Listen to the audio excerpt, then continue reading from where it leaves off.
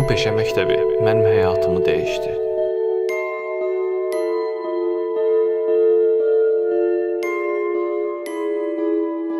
Adım Əlizahabdır, soyadım Quliyevdir.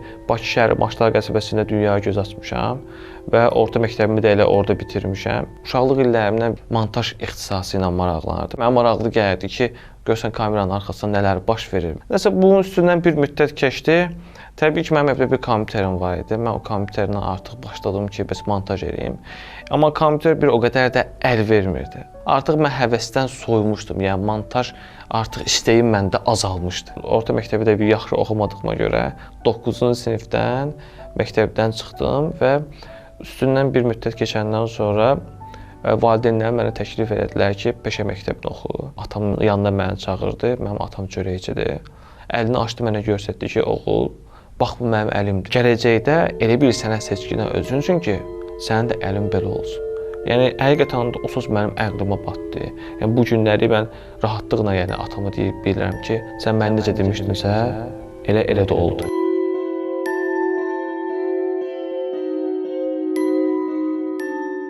Anam da mənə bu barədə dedi ki, peşə təhsili almalısan, yəni bir peşən olmalıdır.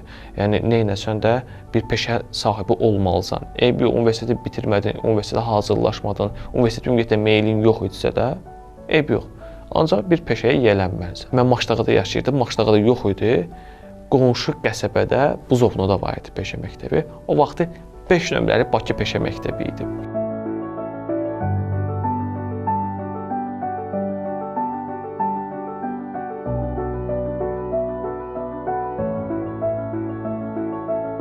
İnternetdən tapdı valideynlərim, istiqamət verdilər ki, belə bir peşə məktəbi var və orada da kinomontaj ixtisası var. Mənim ki, bu peşəyə uşaqlıqdan həvəsim var idi. Amma ki, bir o qədər də güclü əlimdə bir texnikam olmadığına görə mən bu peşəyə o qədər də yaxşı yiyələnə bilmirdim. Qabiliyyət imtahanı oldu. Təbii ki, orada da biraz mənim montaj proqramları haqqında belə deyim ki, məlumatım vardı. Məsəl üçün, istifadəsini çox da bilməsəm də, Adobe Premiere Pro-dan anlayışım var idi. Orada bildirəndi ki, Adobe Premiere bilirəm, After Effects-dan tanışdığım var, Sony Vegas, belə bir, yəni biraz da axtarıb araşdıran bir insan idim. Belə orada da qabiliyyət imtahanından keçdim.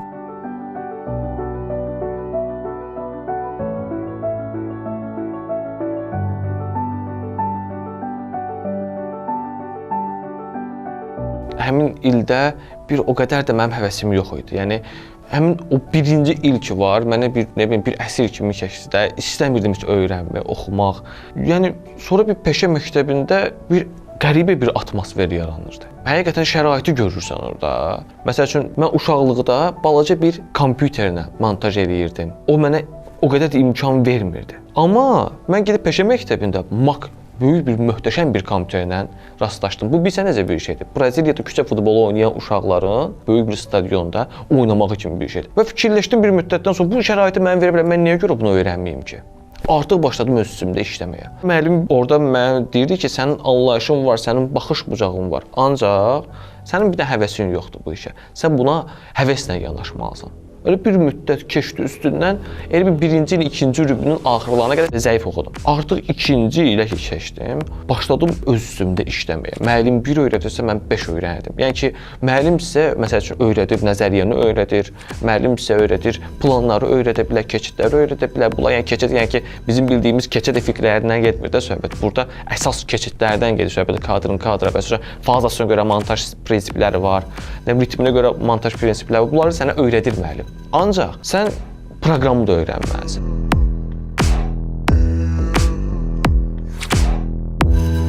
Əlizaha bu məktəbə gələndə video montajçısı olmaq istəmirdi. Bir balaca ədəbiyyata həvəsi var idi. Sonra yavaş-yavaş Əlizahabda olan o istedadı, Əlizahabda olan düşüncə tərzini görəndən sonra istiqamətləndirdi ki, montaj nədir, bunun faydası nədir, gələcəkdə bu necə işləyə bilər, hansı işlərlə məşğul ola bilər. Və ondan sonra Əzahab özünə bir kompüter aldı və başladı sırf montajla məşğul olmağa.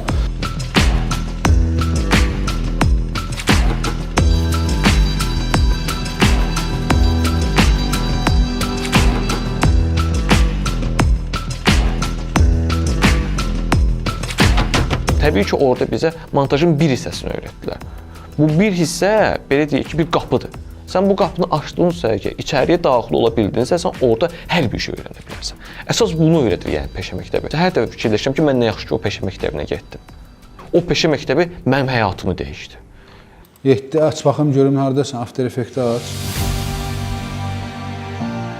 Fənimizin adı kinomontaj olduğuna görə bizdə dərslər sırf praktik şəkildə keçirilir. Kinolardan, filmlərdən hansısa fraqmentlər verilir. Sıfırdan onların nəmsəsinin sinxronlaşdırılmasından, dublların seçilməsindən, mediasına görə montajın prinsiplərini əməl edərək montaj edirlər uşaqlar. Yəni mən bir tərəfdən də belə düşünürəm ki, əgər bir məktəblinin ali təhsilə bir o qədər meyli yoxdursa, məncə o peşə məktəbinə yönəlməlidir. Bura gəlməkdə məqsədi montajın prinsiplərini, qaydalarını öyrənməkdir. Buranı bitirib telekanallardan birinə işləməyə gedəcəm. O birinci ilimi bitirəndən sonra göndərdilər bizi təcrübəyə və belə productionlardan biri idi. Getdim, həmin o productionlarda bir müddət belə deyim ki, təcrübədən keçdim, amma əsgərlik, hərbi xidmətin vaxtı gəlib çatmışdı. Hərbi xidmətimi gəlib bitirəndən sonra artıq nə baş vermişdi? Mənim bütün qrup yoldaşlarım televiziya kanallarında işləyirdilər. Televiziya nəhənglərindən birindən mənə təklif gəldi. Mən özüm də məsəl üçün təəccübləndim ki, nə baş verdi, yəni mən neylədim ki, bəyəm? Məni ən kiçik komandadan ən böyük komandaya transfer etdilər. Mənim üçün gözəl bir uğur idi.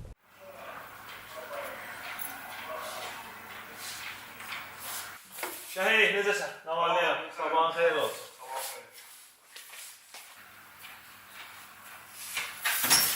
Merhaba, necəsən?